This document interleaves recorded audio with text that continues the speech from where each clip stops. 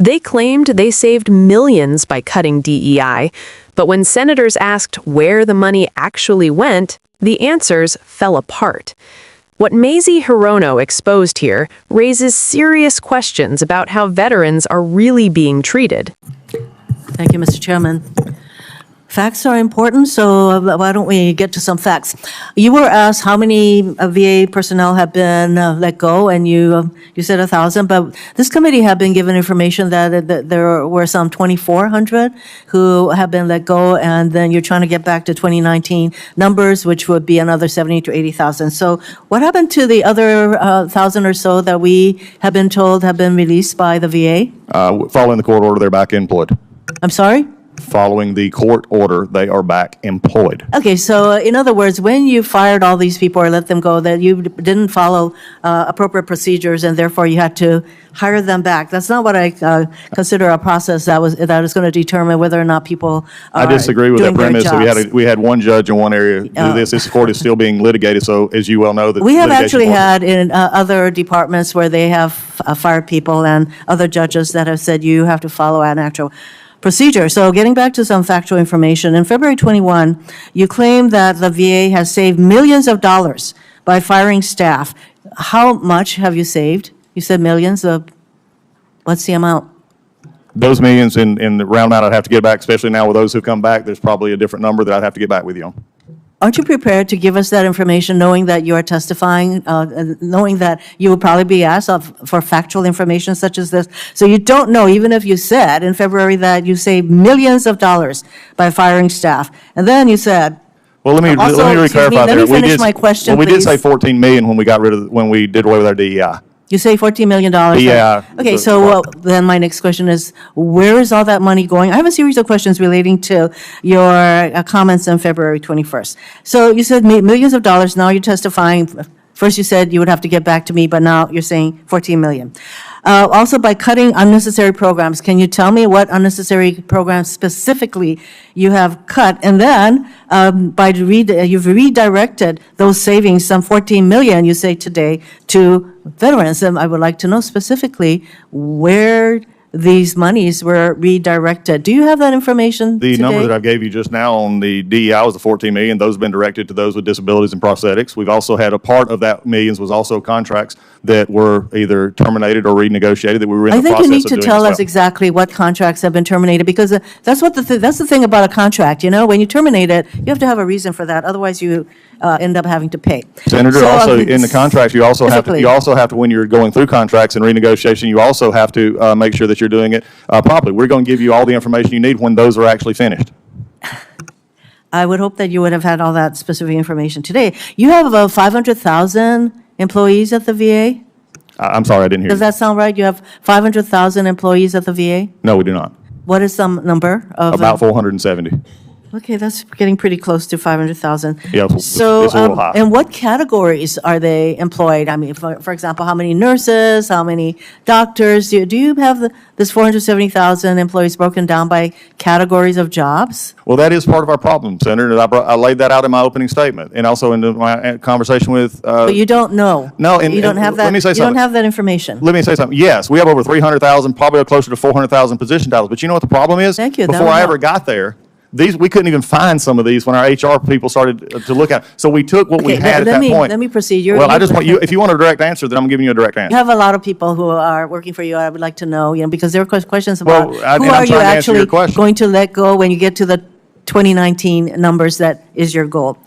So you were asked some questions about the clinical trials. That's very important to provide healthcare services to our veterans when they are enrolled in clinical trials.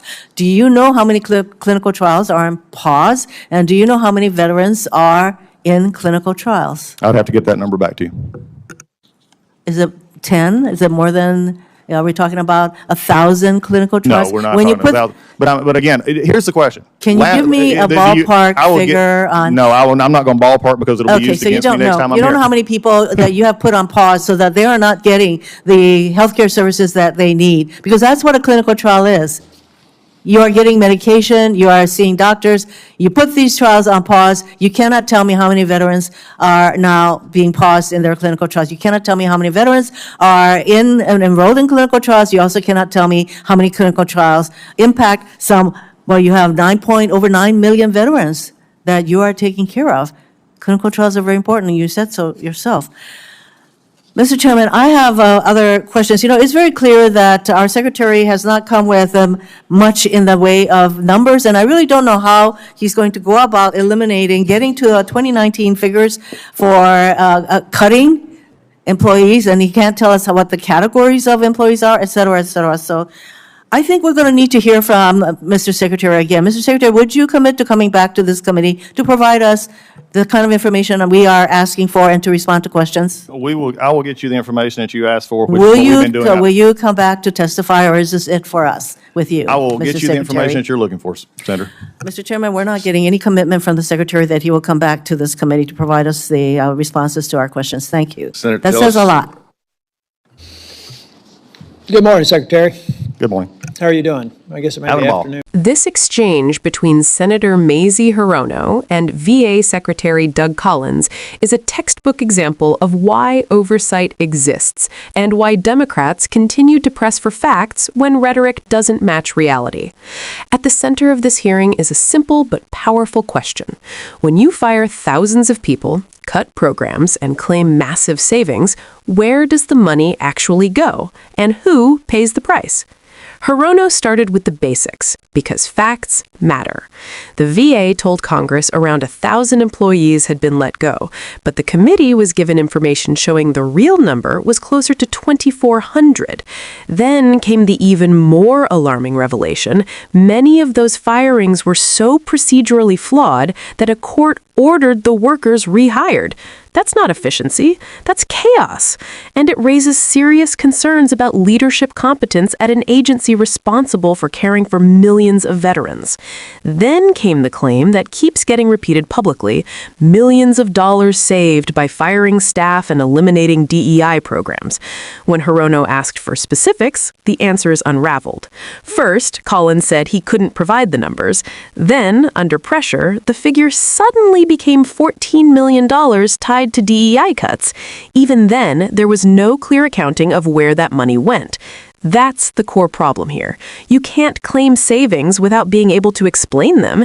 You can't say funds were redirected to veterans without identifying which programs benefited, how much they received, and whether services actually improved. Accountability doesn't work on vibes. It works on numbers. Hirono pressed further, asking what unnecessary programs had been cut and which contracts were terminated. Again, no specifics, no documentation, just promises to provide information later. But when you come before Congress, "we'll get back to you" isn't good enough, especially when decisions are already impacting real people, and those people are veterans. The most troubling part of this hearing wasn't even the money. It was what Collins couldn't answer about staffing and care. He couldn't clearly state how many employees the VA has. He couldn't break them down by role, how many nurses, how many doctors, how many frontline caregivers. That's astonishing for an agency with nearly 500,000 employees and a mission centered on healthcare delivery. Then came the most alarming revelation of all: clinical trials. Clinical trials are not abstract research projects. For many veterans, they are their healthcare. They involve medication, monitoring, specialist visits, and ongoing treatment. Hirono asked how many trials were paused, how many veterans were affected, how many people lost access to care because of these decisions, and again, no answers. Not a number, not even a ballpark estimate. That means veterans who rely on these trials for treatment may have had their care interrupted, and the leadership of the VA cannot tell Congress how many people were affected.